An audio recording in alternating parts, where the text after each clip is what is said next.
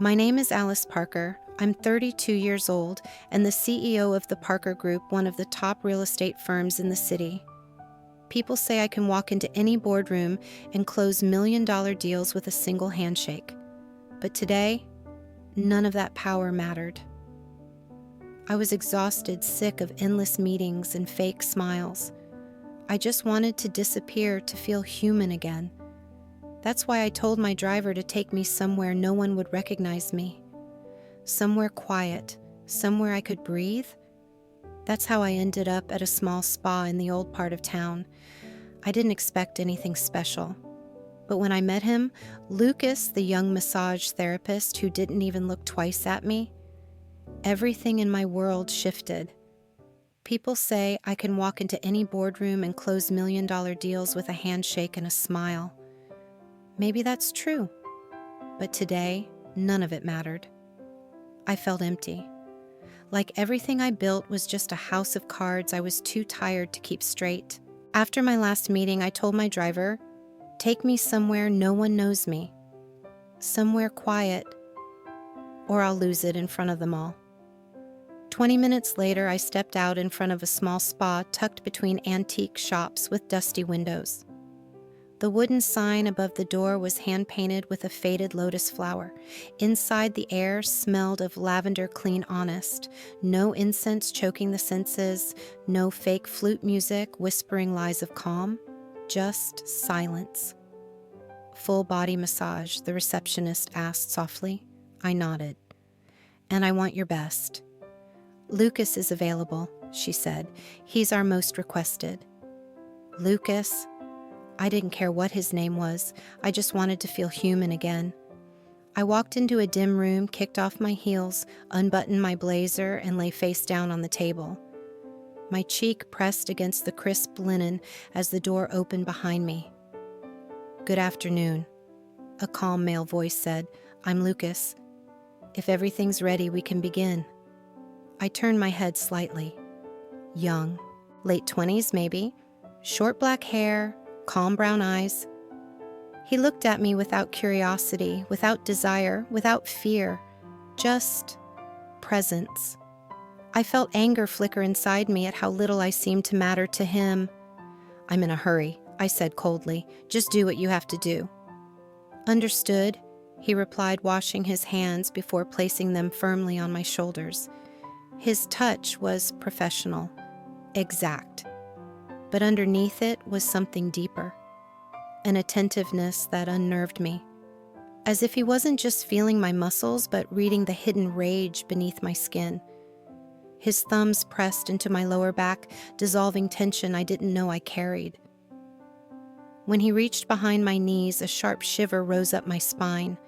It wasn't sexual. It was relief.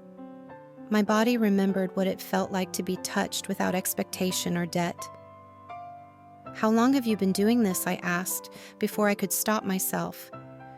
"Long enough to know when a body needs silence," he said calmly. "And mine?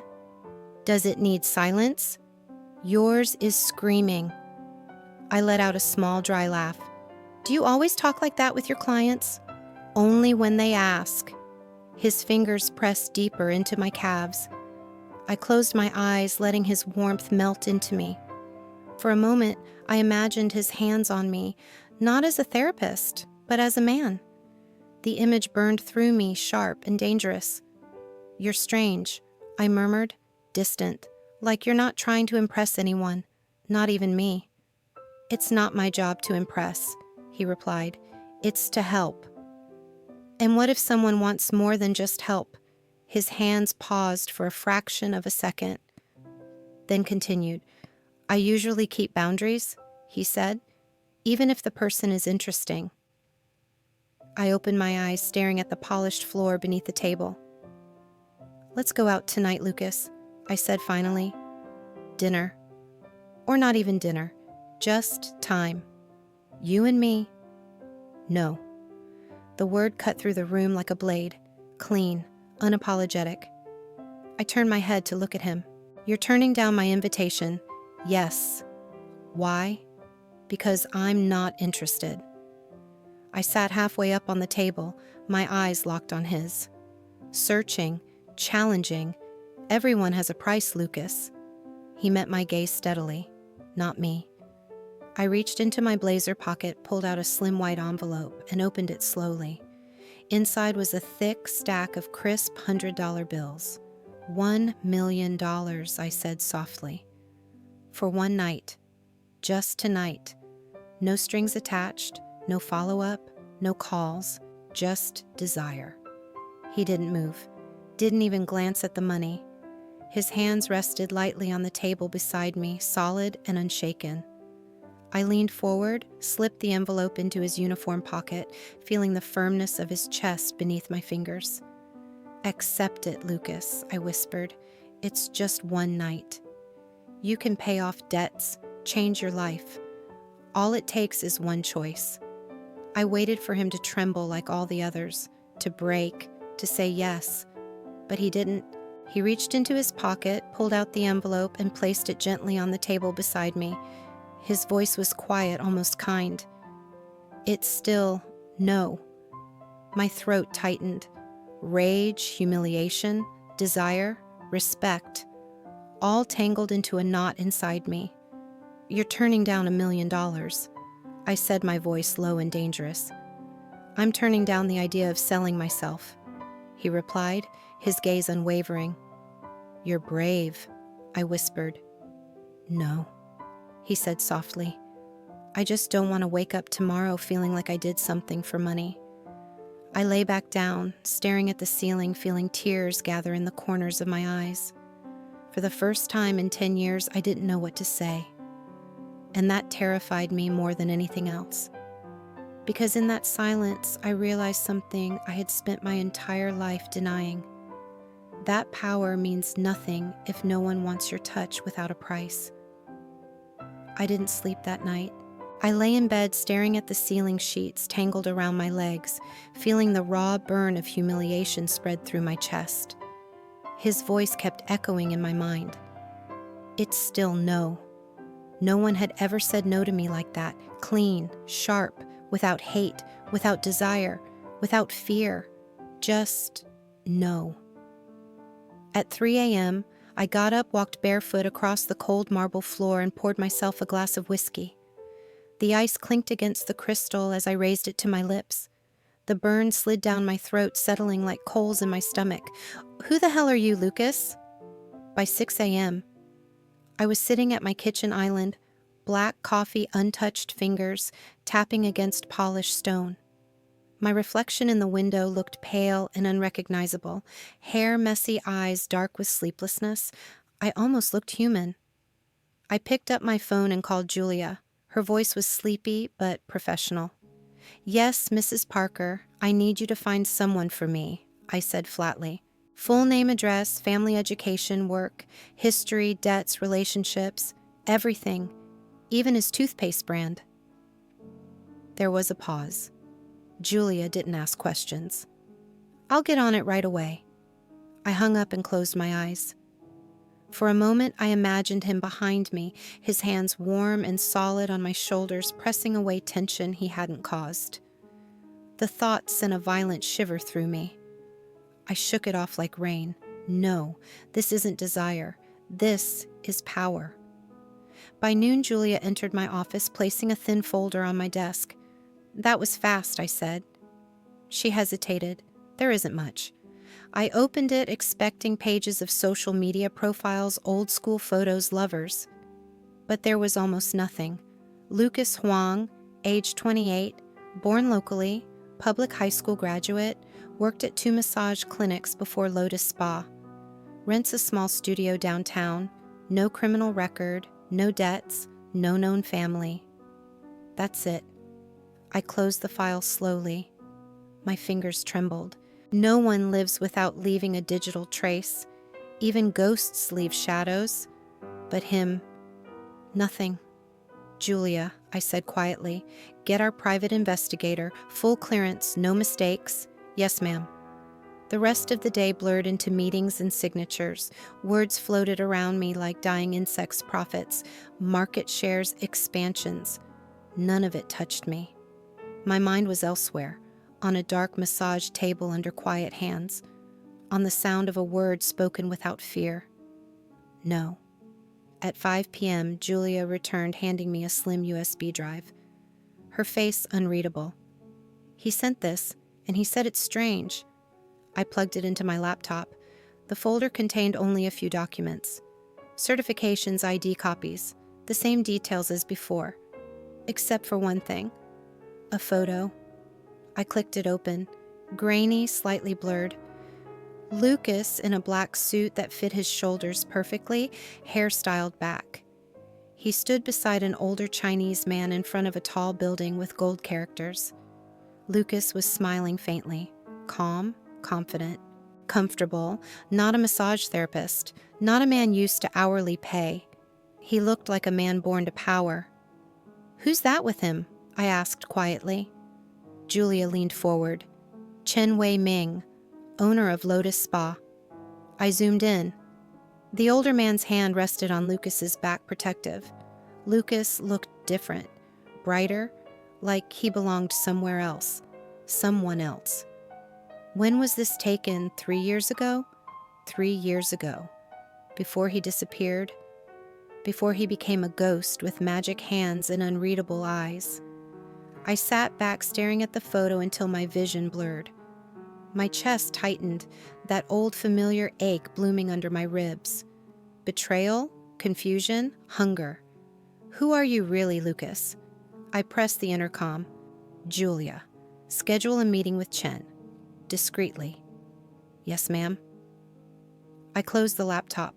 Outside, the city glowed molten gold and violet.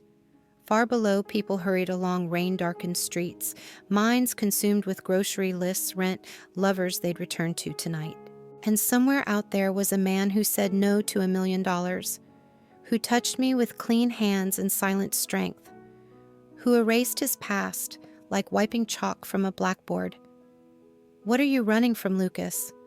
Why did you choose this life, and what will it take to make you break? That night, I lay in bed staring into darkness, his voice echoing in every quiet corner of my mind. It's still no. My body ached with questions I couldn't name. My skin burned with the memory of his hands. I closed my eyes and let sleep take me. But even in dreams, I couldn't escape him.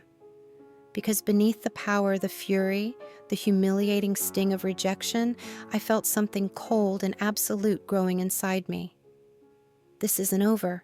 No, this is just the beginning. The next morning, I arrived at Lotus Spa before it even opened. I sat in my car engine off, staring at the empty street bathed in pale dawn light. My pulse thrummed low and steady like a distant war drum. I wasn't here for a massage. I was here for the truth. At exactly $800, the shutters rolled up. A young receptionist unlocked the glass door, glancing at me with polite confusion as I walked in. "Mrs. Parker, you're early. I need to speak to Mr. Chen," I said. She hesitated. "He doesn't usually arrive until. Call him, I cut in." Now. 10 minutes later, Chen arrived. Short, gray-haired, linen shirt, dark trousers, calm eyes, smile that didn't touch me. "Mrs. Parker," he greeted softly. "This is a surprise." "Not a pleasant one," I replied. "We need to talk." He gestured to a small tea room at the back. Sunlight filtered through bamboo blinds, illuminating steam curling from a kettle. Chen poured 2 cups without asking. He placed one in front of me, sat opposite, and waited. Silence stretched thick as fog until I spoke. "Who is he?" Who his eyes didn't flicker. "Don't play games," I said quietly. "Lucas.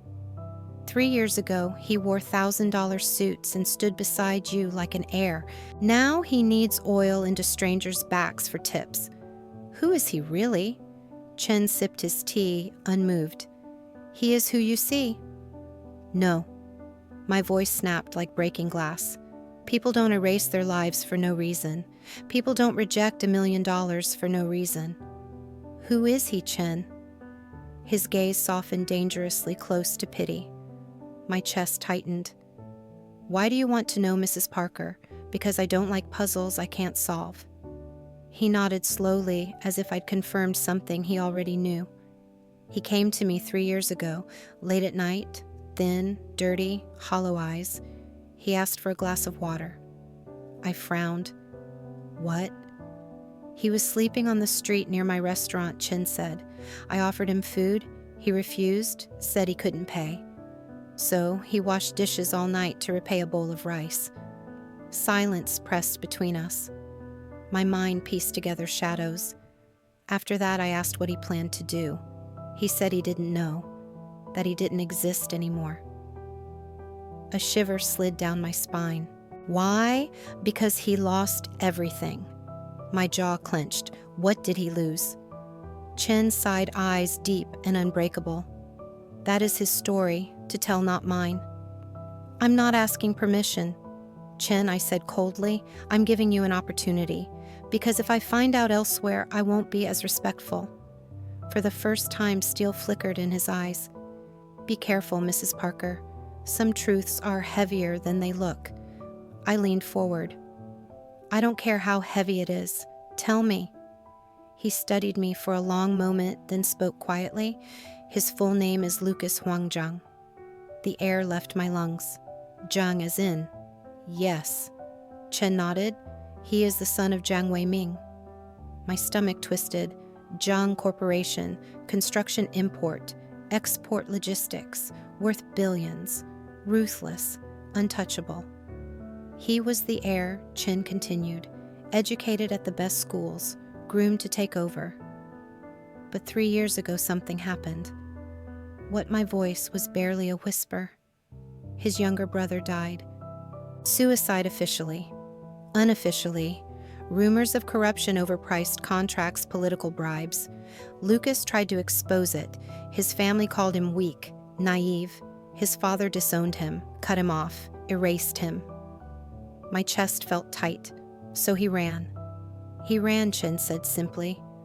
No money, no ID, no friends. He came to me because he had nowhere left to go. I saw him again in my mind.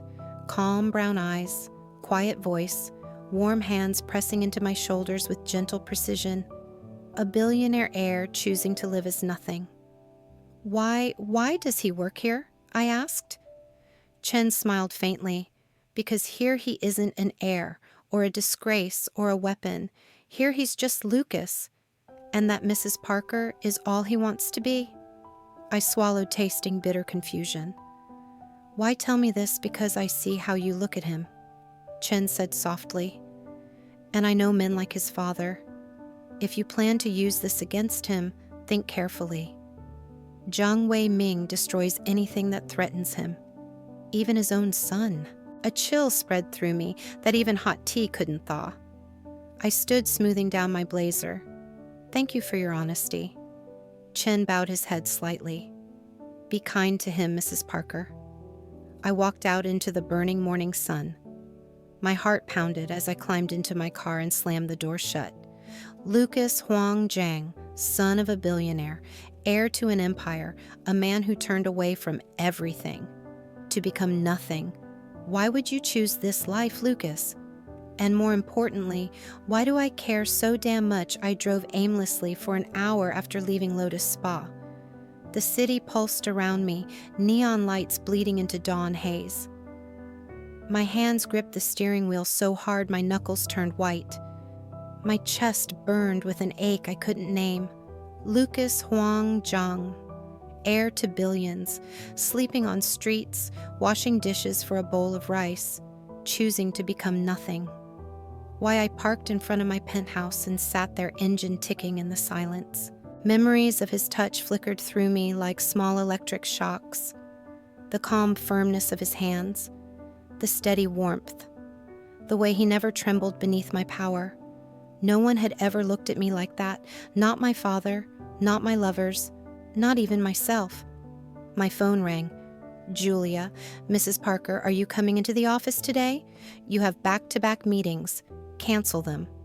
She hesitated. All of them? Yes, I said quietly, all of them.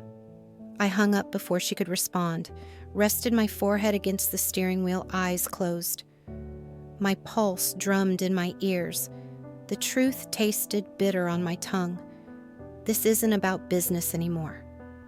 I took the private elevator up to my penthouse, peeled off my blazer, and stood by the floor-to-ceiling windows overlooking the city. Glass towers shimmered under the morning sun, hard and untouchable. Just like me. Just like I thought I was. But his rejection cracked something inside. Something old. Something I had buried under diamond watches, tailored suits, and million-dollar negotiations. I saw myself again sitting on the massage table, slipping an envelope into his pocket. "Accept it, Lucas. It's just one night." And him placing it back on the table with steady hands. It's still no. My throat tightened with something dangerously close to tears. I pressed my palms against the glass, feeling its coolness seep into my skin. Why does it matter so much because he didn't want me for my money? Because he didn't want me at all? Because for once in my life, I wasn't the one holding power. He was. My phone buzzed again. Unknown number. I hesitated, then answered. "Hello?" A pause. Then his familiar, calm voice. "Alice." My heart slammed against my ribs. "Lucas, don't look for me," he said softly. "Too late," I whispered. Silence crackled between us, thick with things neither of us knew how to name. "I'm not who you think I am," he said. "I know exactly who you are." "No," he said, voice tightening. "You know my name, not who I am." "Then tell me," I demanded, fighting to keep my voice steady. "Tell me why an heir to billions lives like a ghost. Tell me why you wash strangers' feet instead of walking marble halls. Tell me why you turned down $1 million. His silence was like a wound. "Lucas," I whispered, tears threatening. "Please, I can't," he said. And for the first time, I heard something in his voice. Breakage, regret, longing. Why not? Because the last time I let someone close, he died. I closed my eyes as a tear slid down my cheek. "Your brother." Another silence. Then "Goodbye, Alice." "No," I started, but the line went dead. I lowered the phone slowly, staring at my reflection in the glass. Eyes dark, hair wild. A powerful woman who built an empire out of fear and brilliance. But right now, I looked like a woman who had lost something she never truly had. I sank to the floor, hugging my knees to my chest. This isn't desire. This isn't business. This isn't power. This is something far more dangerous. Because for the first time in my life, I don't want to win. I just want him to stay. I didn't go to the office the next day. I sat by the window all morning, staring at the city below. My phone buzzed with calls, messages, meeting reminders. I ignored them all. My mind was elsewhere. In a small massage room scented with lavender. In the silence between two people who didn't know what to do with each other's truths. By noon, Julia called again. "Mrs. Parker, there's something you need to see." "What is it?" "Check the city news." I opened the app. My chest tightened. Zhang Corporation heir returns. Lucas Huang Zhang photographed leaving Lotus Spa with father's security team. The photo was grainy, taken early that morning. Lucas, in his plain therapist uniform, walking beside two men in dark suits. Their grip on his arms wasn't violent, but it wasn't gentle either. My pulse roared in my ears. I called Julia. "Get me everything on Jiang Wei-ming's operations, his travel schedule, his security detail. I want to know where he is right now." "Yes, ma'am." I hung up, exhaling shakily as rage coiled inside me like a sleeping snake waking up. So his father finally came for him. Part of me wanted to stay out of it. This was family, blood, power games I had no place in. But another part of me, the part that remembered his quiet hands on my back, the part that burned with his rejection, the part that ached with questions I couldn't stop asking, refused to stay silent. I called an old contact, a fixer, the kind of man who could open locked rooms without keys. "I need a meeting with Jiang Wei-ming," I said. A pause, then a quiet laugh. "You're playing a dangerous game, Alice. Just get me the meeting. 3 hours later, I walked into the private dining room of Golden Dragon, one of the city's most exclusive Chinese restaurants. The room was empty except for one man. He sat at the head of a long mahogany table, tailored black suit, thin silver glasses, hair perfectly styled with streaks of dignified gray. His posture radiated effortless authority. Zhang Wei Ming, his gaze flicked up when I entered, sharp, measuring, cold. "Miss Parker," he said in lightly accented English. To what do I owe this unexpected intrusion? I sat down across from him without invitation. "Where is he?" A small smile curved his lips, straight to the point. "I admire that. Where is Lucas?" His smile didn't reach his eyes. "My son is with me, where he belongs." I clenched my fists under the table. "He doesn't belong with you. You disowned him. You destroyed him." His gaze turned hard. "I disciplined him. There is a difference." I leaned forward, my voice shaking with fury. "He was your son. He was my heir," Zhang corrected softly. "And he failed. He abandoned his responsibilities, his family, his blood." I swallowed bile rising in my throat. "And now what, you're dragging him back to chain him to your empire again?" His eyes gleamed with quiet, lethal amusement. "Miss Parker, why do you care? Did he touch you with those gifted hands? Whisper tragic confessions between massages? Let you believe you saw the real man beneath the humility?" My chest tightened with something sharp and humiliating. He tilted his head, studying me like prey. "You think you love him?" I said nothing. He chuckled softly. "Love is irrelevant. Power is what matters. And my son will remember that soon enough." I closed my eyes, inhaling deeply to steady myself. Then I spoke. "I'm not afraid of you," I said quietly. His smile faded. "You should be." The door behind him opened.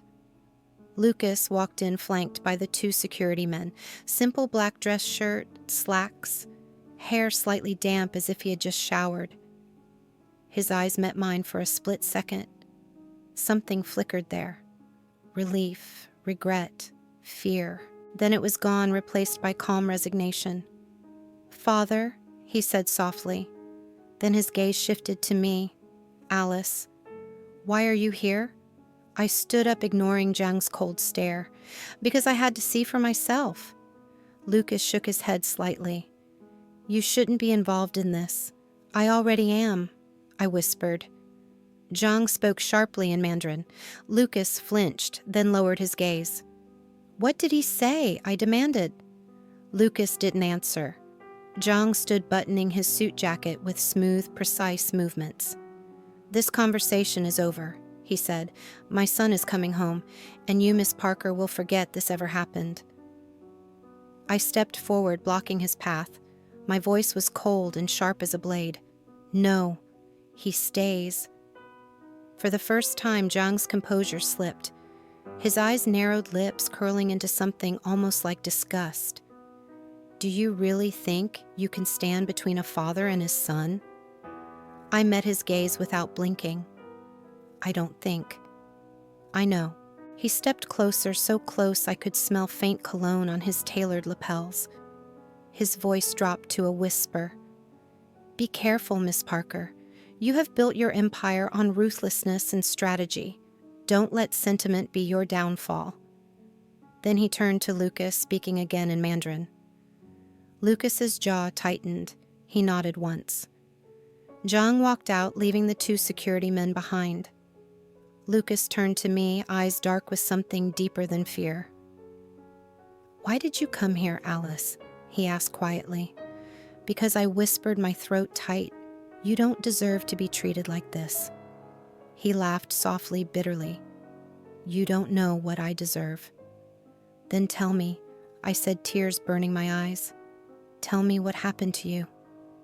He looked away, shoulders sagging under a weight I couldn't see. "I can't," he whispered. "Why?" "Because if you knew, you'd never look at me the same way again." I reached out, touched his cheek. Warm, human, real. I'm not leaving without you." He closed his eyes, leaning into my touch for a fleeting second. Then he pulled away. "Then you're making a mistake." He turned and walked out, flanked by silent security. And I stood there alone, trembling with rage and grief, watching the man who once said no to me now say it to himself. I didn't hear from him for 3 days. 3 days of empty meetings where voices droned around me like distant machinery. 3 days of tasteless food that I chewed and swallowed without ever feeling full. 3 days of staring at my phone until the screen blurred through burning eyes, waiting for a name that never appeared. Each night I lay awake in my penthouse, surrounded by curated silence and dim golden lamps casting perfect shadows on designer walls. And each night I felt something inside me fracture, over and over again. On the 4th night, I couldn't stay still any longer. I got into my car without thinking, without makeup, without the shield of my power. The streets were dark, glowing with scattered neon signs flickering in cracked windows, a city that looked tired of pretending to be alive. I pulled up outside Lotus Spa. It was nearly midnight, closed for hours. The windows were dark, the sign unlit, but I stepped out anyway. The pavement was cold beneath my heels as I walked to the glass door. I knocked softly at first, then harder. No answer. I pressed my forehead against the cool glass, letting my eyes fall closed. I could almost hear his voice again. Calm, quiet, strong. It's still no. The memory burned like salt in an open wound. I turned to leave, feeling tears sting my lashes. But then inside, a shadow moved. My breath caught. The lock clicked, and the door opened a crack. Lucas stood there wearing plain black sweatpants and a dark t-shirt.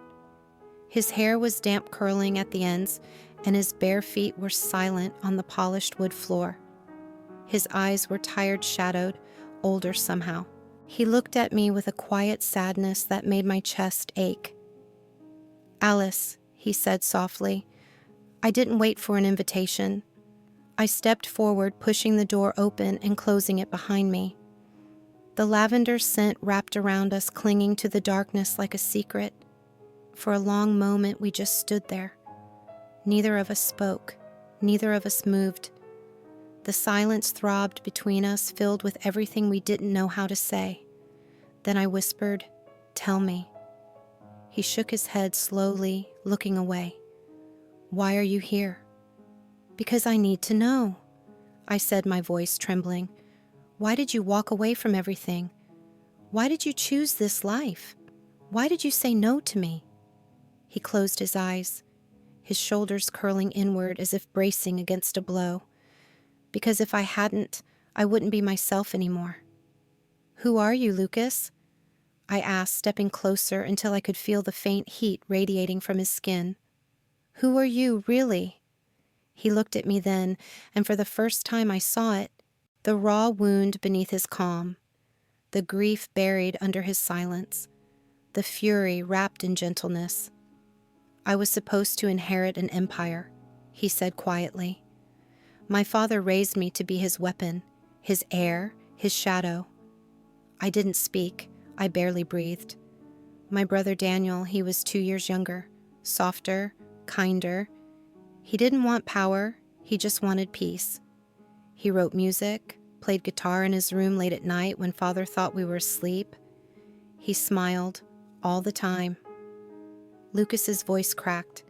His hands curled into fists at his sides, knuckles bone white. 3 years ago, Daniel uncovered something. A project in Bangkok. $50 million in bribes hidden under fake contracts. He wanted to expose it. He thought Father would listen to him, that maybe he'd be proud of him for doing the right thing. I told him not to. I told him I'd handle it with Father. A tear slid down my cheek, hot and silent, but I didn't move to wipe it away. The next day he was dead. Car accident, they said? But I saw the security camera footage. He never hit the brakes. Police ruled it a suicide. But I know my father. I know what he does to those who shame him. Daniel was his weakness, and weakness is unacceptable in our family. He paused, staring down at the floor. His shoulders shook slightly with each breath. I confronted him, screamed at him in his office, told him I'd go public, that I'd destroy him if he ever touched another person I loved. "What did he do?" I whispered. Lucas lifted his head. His eyes were dark and endless, and for the first time I saw a flicker of fear there. He laughed, said I was naive. That power isn't about right or wrong. It's about control. That if I truly wanted to protect anyone, I would keep my mouth shut and take Daniel's place. My chest felt tight enough to split open. "So you ran." He nodded slowly. "I left everything. The money, the name, the power. Because I realized I didn't want to become him. I didn't want to wake up one day and realize I'd killed my own brother just to keep an empire standing." The silence between us pulsed with grief and fury and a love I didn't yet understand. "And now," I asked softly. "Now," he said, voice shaking. "I massage strangers for tips. I sleep in a room the size of my childhood closet. I eat rice and eggs every night. But I wake up and I don't hate myself." I reached out and touched his cheek. He flinched at first, but didn't pull away. His skin was warm, human, real. "You're not him, Lucas?" I whispered. "You never were." He closed his eyes, leaning into my touch, a tear sliding down his cheek, wetting my thumb. "I don't want you to see this part of me," he said brokenly. "The part that ran away. The part that's still running." "Then stop," I whispered fiercely. "Stop running." He opened his eyes, and for the first time I saw the man beneath the ghost, strong, broken, beautiful. "I can't," he said softly, "because if I stop, he'll find me." "Let him find you," said, my voice shaking with rage and love. "Let him see what he created. Let him see the son who chose love over power. Let him see you, Lucas. All of you." He stared at me, breathing hard, chest rising and falling with ragged quiet. Then, without warning, he pulled me into his arms. His mouth found mine in the darkness. The kiss was deep, desperate, full of everything we didn't know how to say. When we finally pulled apart, he pressed his forehead against mine. His breath shook between us. "I'm scared," he whispered. "So am I," I said, tears slipping down my cheeks. His arms tightened around me. His voice trembled. "But I think for the first time I don't want to run alone anymore." And in the quiet darkness of that abandoned spa with lavender curling around us like smoke, I realized something terrifying and beautiful. Neither did I. He fell asleep on my couch that night, curled up like a wounded animal, breathing softly, his hair falling messily over his eyes. I sat on the floor beside him, knees pulled to my chest, watching the rise and fall of his chest. The room was silent, except for the faint hum of the city beyond the windows. Outside, skyscrapers glittered under the pre-dawn darkness, silent golds and silvers flickering like distant galaxies. Inside, the only light came from the lamp behind me, casting a warm glow over his sleeping face, illuminating the shadows beneath his eyes. The softness of his lips relaxed in sleep. I had never seen him like this. Unarmored, unmasked, just a man breathing. I wanted to touch him, to smooth his hair back, to trace the sharp line of his jaw with my fingertips, to whisper his name and hear him say mine in that quiet, steady voice that had haunted me for days. But I didn't. I just sat there memorizing every detail. The way his lashes curled against his cheeks, the tiny scar near his temple, the faint twitch of his fingers as he dreamed. At dawn he stirred. His eyes fluttered open, hazy with sleep, and shadowed with confusion. For a moment there was no fear in them, no caution, only softness, only him. "Morning," I whispered. He blinked slowly, his gaze focusing on me. Then he sat up, rubbing his face with his hands. "I should go. Stay," I said quietly. He lowered his hands and looked at me with tired resignation. Alice, your world and mine, they don't mix. I stood up, anger flickering through my chest like a match strike. No, you don't get to say that. Not anymore. He looked away silent, the tendons in his neck taut with unspoken words. I walked to the window, staring down at the city below. Cars crawled through streets like glowing insects. My reflection in the glass looked pale hair, tangled eyes, furious and wild. My pulse roared in my ears. You know what your problem is, Lucas, I said, my voice shaking. You keep running from the war instead of fighting it. His gaze snapped to mine, sharp and wounded. You don't understand. Then make me understand. He stood up slowly, his silhouette framed by the pale dawn. If I fight him, people get hurt. People die. My father doesn't lose. I turned to face him, my chest tight with rage and grief. Then what's the alternative? Live like a ghost forever? Let him control you even when you're gone. His jaw clenched, his hands curled into fists at his sides. You're angry with me, he said softly. Yes, I spat. Because I see who you are. I see your strength, your intelligence, your kindness, and I see you wasting it all in a dark room with scented oils because you're too afraid to stand up. He flinched like I had slapped him. Pain flickered across his eyes, raw and unguarded. But beneath it, something else. Something dangerous, something powerful. I stepped closer, close enough to feel his uneven breath brush my lips. You want to know what I see when I look at you, Lucas? I whispered. I see a man who could bring his father to his knees if he stopped being afraid. His eyes darkened, breath quickening. The air between us pulsed with something electric, something sharp and alive. You don't know him? He said, voice low and shaking. He will destroy everything you've built just to punish me. Then let him try, I said fiercely. Let him come for me. Let him see what happens when he underestimates the woman you love. He stared at me stunned, his lips parted, chest heaving. The woman I love, I swallowed hard, feeling my walls crack open under the weight of truth.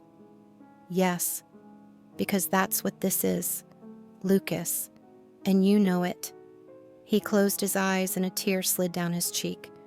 When he opened them again, something inside him had shifted, hardened, awakened.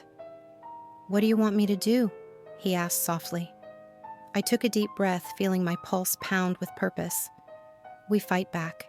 He laughed, bitter and broken. With what army? With your knowledge, I said, my voice steel.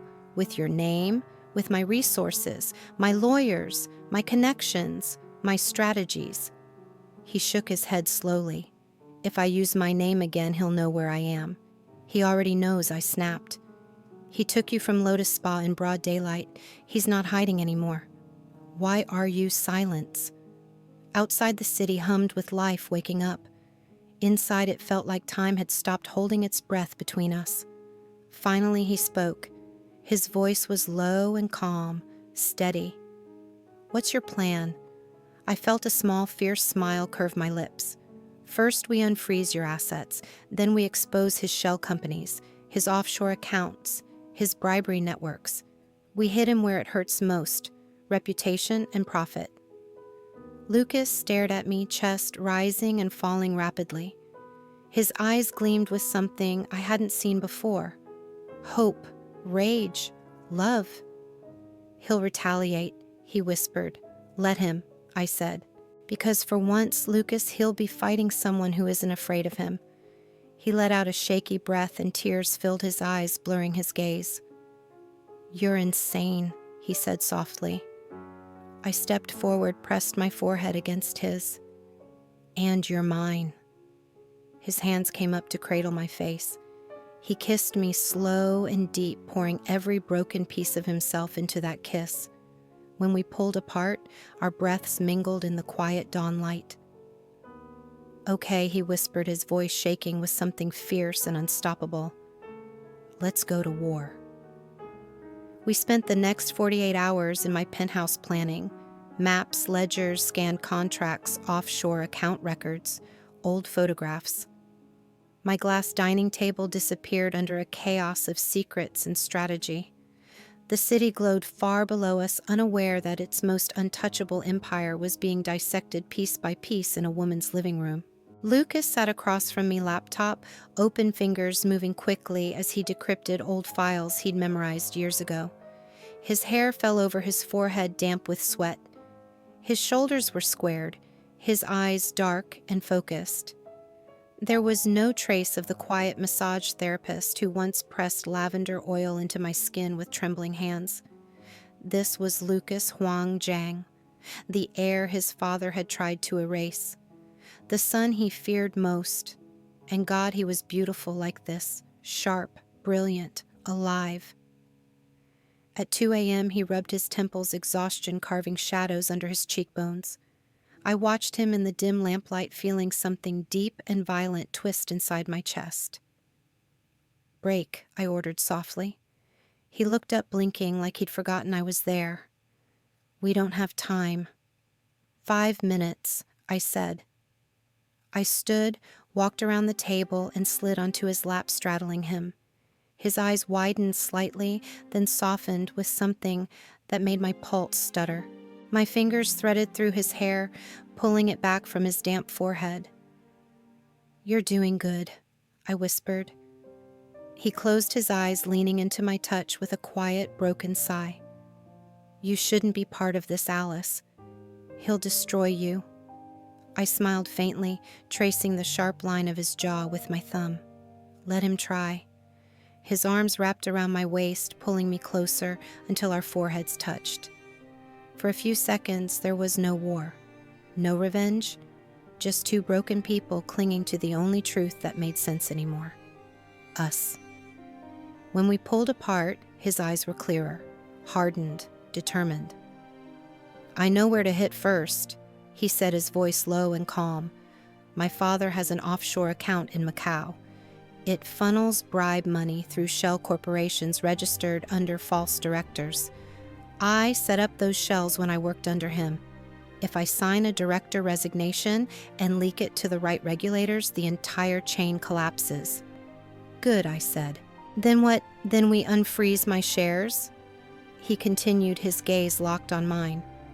"They were held under a guardianship trust after he declared me legally incompetent. But if we prove coercion and fraud in that declaration, I get them back." A slow, sharp smile curved my lips, predatory, hungry, and once you have them back, you become majority shareholder of Zhang Corporation.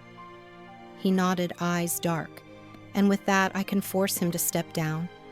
Silence pulsed between us, heavy and electric. "This will get ugly," he whispered. "I know," I said. His hands tightened on my hips, fingers digging into silk. "He'll come after you." "Let him," I whispered, "because he'll find out something he's never known." "What's that?" he asked, voice ragged. I leaned down until my lips brushed his ear, my breath hot against his skin. "That I'm worse than him." He shivered under me. His breath hitched. When I pulled back, his eyes glistened with something dangerously close to worship. "God help him," he said softly, "because I know what you're capable of." I kissed him then. Hard, fast, deep, pouring every ounce of fury, desire, and promise into that single moment. When I pulled away, he was breathing hard, pupils blown wide. I stood straightening my black silk robe. "Come on," I said, my voice low and sharp. "We have a corporation to steal." He laughed quietly, shaking his head as he rose. "This isn't stealing, Alice." "What is it then?" I asked. He looked at me, gaze steady and unbreakable. "Taking back what was never his." We worked until sunrise. The first rays of morning spilled across my marble floors, painting his skin in gold and shadows. By then the plan was done. Every account traced, every legal strategy prepared, every weapon sharpened. He closed his laptop with trembling hands and exhaled shakily. "It's time." I nodded, feeling my pulse roar in my ears. My hands were steady. My mind was steel. I picked up my phone and called Julia. "Clear my schedule today." "All of it, ma'am?" she asked. "Yes," I said quietly. "Today I'm busy destroying an empire." There was a pause. Then her voice returned calm and professional as always. "Yes, Mrs. Parker." I ended the call and looked at Lucas. His hair was messy, his eyes rimmed red with exhaustion, but his gaze burned with purpose. "Ready?" I asked. He smiled. It was small, quiet, but in his eyes a storm was rising, a hurricane of retribution and rebirth. "Let's end this," he said. And as we turned back to the glowing battlefield spread across my dining table, I realized something that made my chest ache with terror and wonder. This wasn't just about revenge anymore. It was about saving him, and maybe saving me too. We arrived at Jang Corporation headquarters at exactly 9:00 a.m. Lucas wore a dark gray suit tailored to perfection, his hair slicked back to reveal every sharp angle of his jaw. Beside him, I walked in a black fitted dress and stilettos that clicked across marble like gunshots. The lobby fell silent as we entered, employees parting like a dark sea. For a moment, I saw it on their faces: recognition, fear, hope. The prodigal heir had returned. In his office, Jung Wei Ming stood by the windows overlooking his empire, flanked by silent bodyguards. His gaze landed on Lucas with cold calculation before flicking to me with thinly veiled disdain. "Son," he said softly, "I see she convinced you to play hero." Lucas said nothing. He placed a thick folder on the mahogany desk. "Director resignation forms for Macau," he said steadily. Zhang's jaw tightened as he looked down. I stepped forward, placing another folder beside Lucas's. "Proof of coercion and fraud in your guardianship filing. Effective today, his shares are unfrozen." For the first time, Zhang's composure cracked. His nostrils flared, fingers curling into his palm. "You think this makes you powerful?" he whispered. "No," I said calmly. "It makes him free." Their silence pulsed like a storm. Zhang's eyes darkened with fury. "You disappoint me?" he spat. "I know," Lucas replied quietly, "but I'm done trying not to." When Zhang turned to me, voice dripping venom, "Do you really think he loves you?" I stepped closer. "He doesn't need to love me, but he does. And that terrifies you." We left him staring out at the city, his reflection, smaller, defeated. Outside, Lucas stopped on the steps, chest rising rapidly, hands trembling. "It's done," he whispered. I took his hands in mine. "No," I said softly. "It's just beginning." His eyes glistened as a true smile broke across his face, wide, bright, free. "Let's go home," he said. And for the first time, I believed we finally could. We didn't go back to my penthouse. Instead, Lucas drove us to the old part of town, parking outside a small wooden tea house with faded red lanterns swaying in the warm breeze.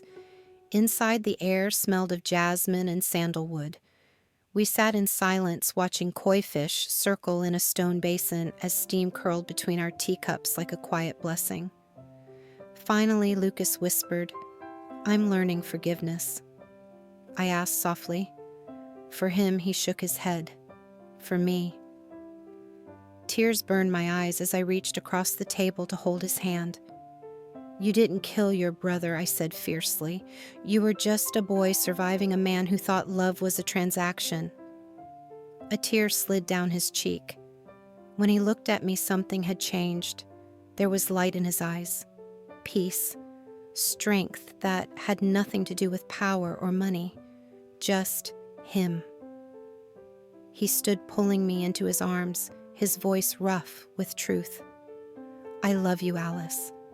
My chest cracked open. "I love you too," I whispered. As we left the tea house, the sunset painted the narrow streets in golden rose. Lucas slipped his hand into mine, his smile small and free. "Where are we going?" I asked. He glanced at me, eyes glinting with quiet mischief. anywhere we want. And for the first time in my life, I believed him. Because true freedom isn't walking away. It's knowing you can stay and still choose yourself.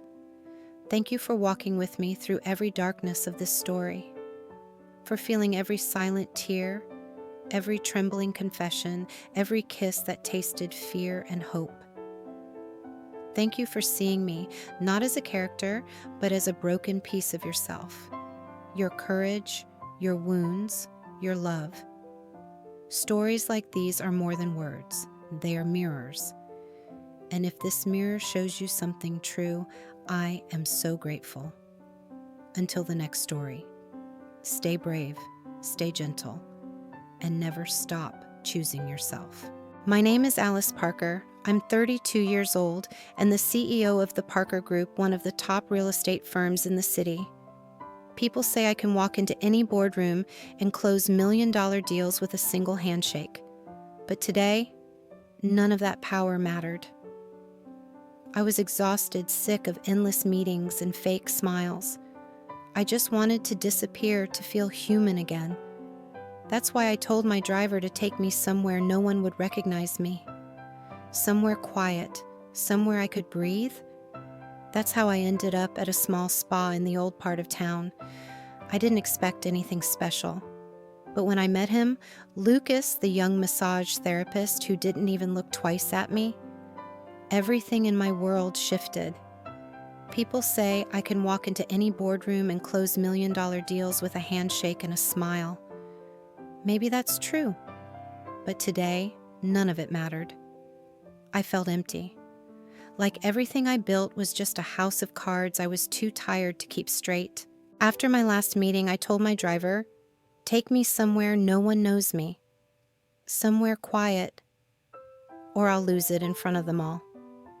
20 minutes later, I stepped out in front of a small spa tucked between antique shops with dusty windows.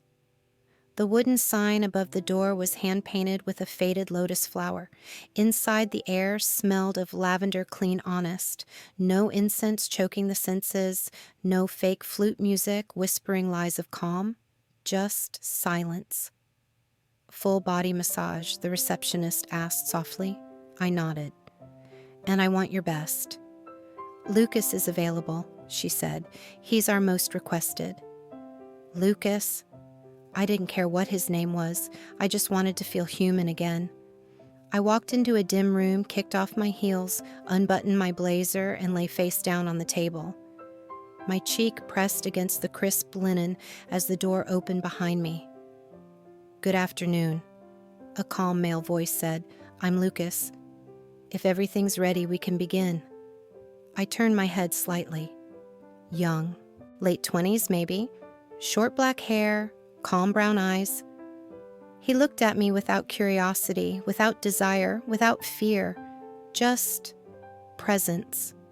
I felt anger flicker inside me at how little I seemed to matter to him. "I'm in a hurry," I said coldly. "Just do what you have to do." "Understood," he replied, washing his hands before placing them firmly on my shoulders. His touch was professional, exact.